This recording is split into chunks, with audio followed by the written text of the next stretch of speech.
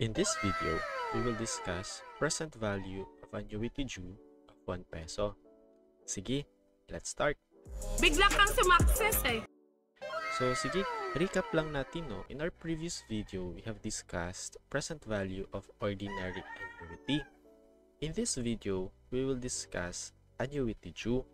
Sige, recap lang natin no na annuity means series of equal payments of equal intervals. Pag sabihin naman natin annuity due, the first payment happens immediately or at the start of the period. Pag sabihin naman natin present value, we want to determine the value today. So sige, it answers the question, how much do I need to deposit today? So I can make several equal withdrawals of 1 peso each over equal periods in the future, assuming the first installment was made immediately. So, okay, ito yung gagamitin nating formula, which we will go back later on. So, sige, try to answer this problem on your own and pause the video. Sige, let's start. So, first, i-classify muna natin or alamin natin, is this an annuity problem? Sige, check. Okay, sabi dito na may nakatanggap daw tayo ng 1,200,000 due in 3 equal annual installments. So, balikan natin ang checklist, no? First, meron bang series of equal payments?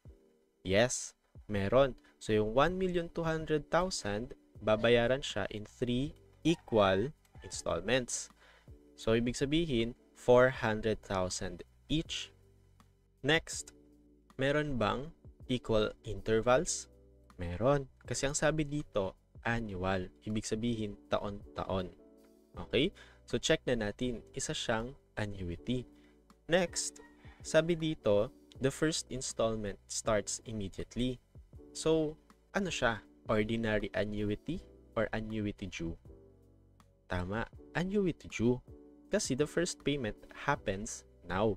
Kung kailan nag-start yung period, saka naman nag-start yung first payment. So again, we need to determine kailan yung first payment kasi magkakaroon yan ng adjustment sa ating nakasanayang formula. Okay?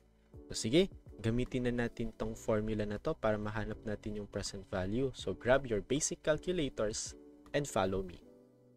Sige, let's start. Okay, so first is unahin natin yung nasa loob ng parenthesis, that is 1 plus yung interest rate which is 12%, that is 1.12. Next, ang kailangan nating tandaan kapag annuity due, bawasan natin ng isang period. So, dalawa na lang siya. And also, negative. Okay, so ang gagamitin natin is ang division sign instead of yung multiplication sign. So, sige, gawin natin 1.12. Tapos, gagamitin natin is, again, since negative siya, division. Okay, so times, then, press equal sign. Okay, tandaan natin, ang goal natin kapag magpipindot tayo ng equal sign is to reflect the number of periods. So, ang number of periods natin ay 3. Okay, pero bawasan natin ng isa. So, dapat yung number of periods is 2 lang. Okay, so that's equal sign. So, pag lumabas 1, that doesn't count. Okay, again, 2 lang ang periods natin, no? So, 1, 2. Next, i-minus 1 na natin. Okay, minus 1. Then, divided by yung interest rate. Divided by interest rate. Ayan. So, pwede natin tanggalin yung negative sign. Okay, kung meron kayong plus minus sign, so you can do so. And then plus 1. Ayan. So, ang present value factor natin is 2.690051. Now, may mga problem kasi, for example, yung mga calculators na walang plus minus sign. Tulad nung sa akin. So, ito nga pala yung calculator ko, guys, no? So, yung wala siyang negative sign. Okay? Wala siyang plus minus sign. So, para sa mga calculators na kagaya nung sa akin, magkakaproblema tayo dito parte sa plus 1. Okay? So, don't worry, may paraan yan. Okay? So, sige, ulitin natin. Assuming na wala tayong plus minus sign. Sige, ulitin lang natin yung steps, no? So, that's 1.12. Divide.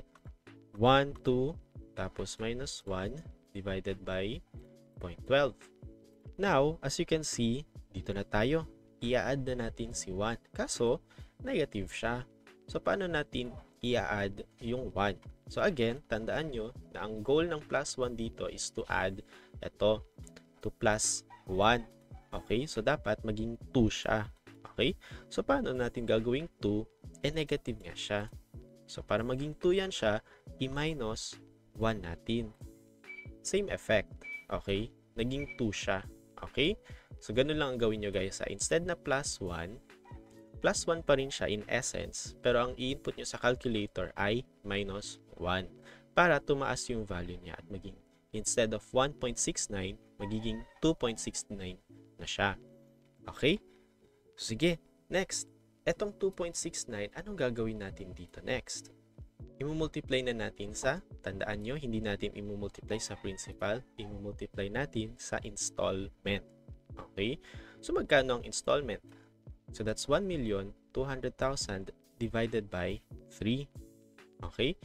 So, okay, 1,200,000 divided by 3 times present value of 1 peso where the number of periods is 3 and the interest rate is 12%. So, ito na siya, no? Sinulat ko na paaman. So, ang present value daw is 1,076,020. Nakuha nyo ba yung sagot? Okay, patunayan natin na 1,076,000 nga siya. So, I've prepared a table. So, if magsisimula tayo sa 1,076,020, okay, tapos, first day pa lang, ilalas na natin ng 400,000. Kasi nga, ang first payment nangyari immediately. So, magiging balance niya is 676 na lang. Tapos, etong 676 ang magiging basis ng interest income, which is ito, 81,000. Which we will add sa carrying amount ng note.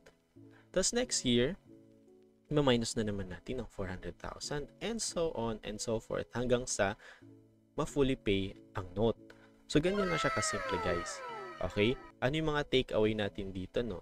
So, itong 1,200,000 na note, hindi natin siya pwedeng ma-recognize as 1,200,000. Kasi nga, kahit na non-interest bearing siya, meron pa rin itong interest element.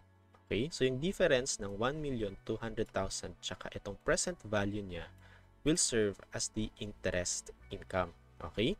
So, sa start ng year, yung difference nito, i-recognize natin as unearned interest income.